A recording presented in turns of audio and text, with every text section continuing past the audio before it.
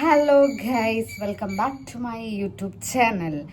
അപ്പോൾ നമ്മൾ ഇന്ന് ശ്രീകൃഷ്ണ ജയന്തി ആയിട്ട് കൃഷ്ണൻ ഒരു പരിഭവം വേണ്ട, ഒരു പായസം അങ്ങോട്ട് വെക്കാൻ വിചാരിച്ചു. കാരണം ഓണത്തിന് വാങ്ങിച്ച പായസം മിക്സിൽ കുറച്ചധികം ബാക്കിയുണ്ടേ. നമ്മൾ ഇന്ന് കുറേ മേടിച്ചിരുന്നു, നമുക്ക് അടുത്ത വീട്ടുകളിലൊക്കെ കൊടുക്കണം. അപ്പം ഉണ്ടാക്കിയതിൽ ഇനിയും പൊട്ടിക്കാത്ത മിക്സ് ബാക്കിയുണ്ട്.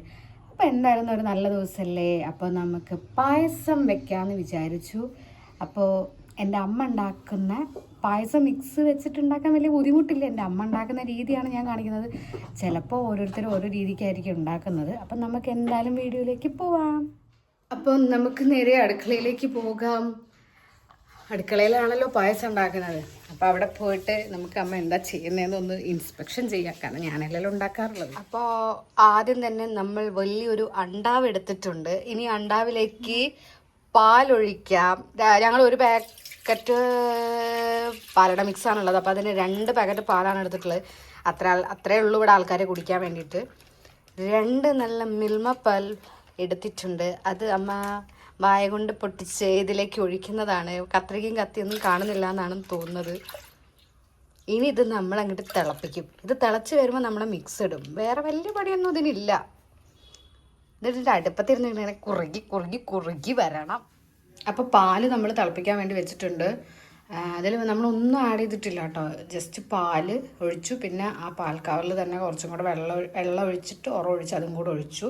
വേറെ ഒന്നും തന്നെ ഒഴിച്ചിട്ടില്ല. ഇനി ഇത് തിളയ്ക്കണം. തിളച്ച് കഴിയുമ്പോഴേ നമ്മൾ ബാക്കി ചെയ്യുള്ളൂ.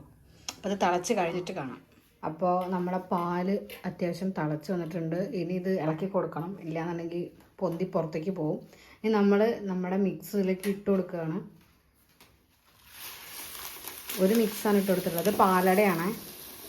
ഇതിൽ നമ്മൾ വേറെ ഒന്നും ചേർക്കണ്ട. മധുരം കുറവാണെന്ന് തോന്നുകയാണെങ്കിൽ മാത്രം ആഡ് ചെയ്താൽ മതി. ഓൾറെഡി ഇതിൽ പഞ്ചസാര കണ്ടൻ്റ് ഒക്കെ ഉണ്ട്, എല്ലാം ഉണ്ട്.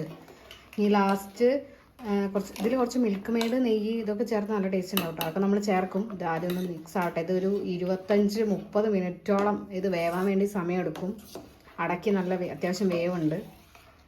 അപ്പം നിന്നിങ്ങനെ ഇളക്കി കൊടുക്കണം. അതാണ് ഇതിലുള്ള ഏറ്റവും വലിയ ടാസ്ക്.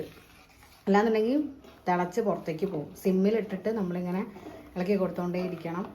ഒരു 25 മിനിറ്റ് എന്തായാലും ഇത് വേവാൻ വേണ്ടിയിട്ട് വരും. അപ്പോൾ നമുക്കൊരു 25 മിനിറ്റ് കഴിഞ്ഞിട്ട് എന്തായെന്ന് നോക്കാം. അപ്പം നമ്മളെ പായസം ഇത്ര ആയിട്ടുണ്ട്. കുറച്ച് കുറുകി വന്നിട്ടുണ്ട്. ഇത്രയും നമ്മൾ എടുത്തപ്പോൾ ഉണ്ടായിരുന്നില്ല. അപ്പോൾ നമ്മളിതിലേക്ക് കുറച്ച് നെയ്യ് ആഡ് ചെയ്ത് കൊടുക്കുകയാണ്. നിങ്ങൾക്ക് നെയ്യോ മിൽക്ക് മെയ്ഡോ എന്ത് വേണമെങ്കിലും ആഡ് ചെയ്ത് കൊടുക്കാം കേട്ടോ. എന്തുകൊണ്ടായിരിക്കും അടക്കി ഒരു കളറ് അറിയില്ല. അടേൻ്റെ കളർ ചിലപ്പോൾ അങ്ങനെ ആയിരിക്കും അല്ലേ.